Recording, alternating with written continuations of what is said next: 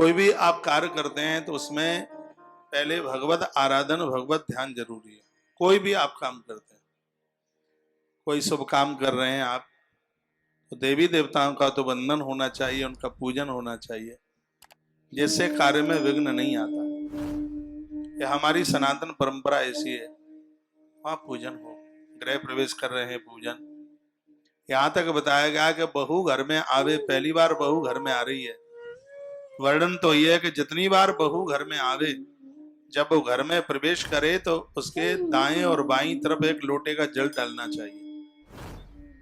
हाँ, ऐसे मस्तिष्क में क्रोध नहीं आएगा, वो घर की सेवक सेवाधारी बनेगी, प्रसन्न हो जाएगी। अब तो पता ही नहीं लगता कि बहुएं कब आ गई हैं, सासू को पता ही नहीं लगता कब आ गई। 10 घंटे बाद पता लल्लो आ गई, तुम कब आ गई, हमें पता ही नहीं लगा तुम कब आ गई।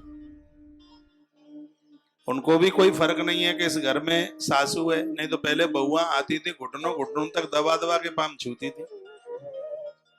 अब बहू के अंदर ये संस्कार होता, घर में घुसते ही सासू माँ के चरण छूती होती, तो सासू माँ 10 घंटे बाद थोड़ी पूछती थी कि बेटा तुम कब आ गए, हमें तो पता ही नहीं चली। आजकल बहुएं आती हैं, चाबी तो अपना संग लेके जाती है ना, ताला डाल के, जैसे किराएदार लोग ले जाते हैं ना ताला डाल के। बहू आई और सीधे अपने कमरे पर पहुंची, उसने ताला खोला। बहुत बहुत सासुओं को तो 3 दिन बाद पता चलता है कि बहू पियर से आ गई। राम राम नहीं, श्याम श्याम नहीं, वंदना नहीं, प्रणाम नहीं, कुछ भी नहीं। ऐसा ना हो। ये कथाएं टाइम पास करने के लिए नहीं है, ये कथाएं जीवन परिवर्तन करने के लिए।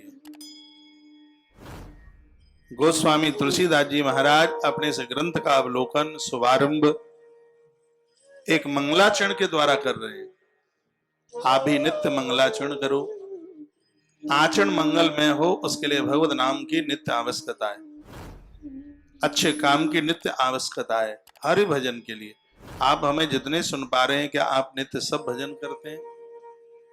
नहीं करते हैं तो कीजिए, ज्यादा नहीं तो थोड़ा कीजिए, लेकिन कीजिए। और ये नियम बना ले, घर से जाएं तो बुजुर्गों के बड़ों के चरण छू करके जाएं, और घर में प्रवेश करें तो इनके चरण छूकर इनका आशीर्वाद लें। आशीर्वाद लेने से एक नए भाग्य का निर्माण होता है, एक नया भाग्य बनता है। कालिदास जी ने मंगलाचरण किया, भगवान शंकर और मां पार्वती का स्तवन किया, उनकी स्तुति की। ये श्रद्धा और विश्वास के देव हैं।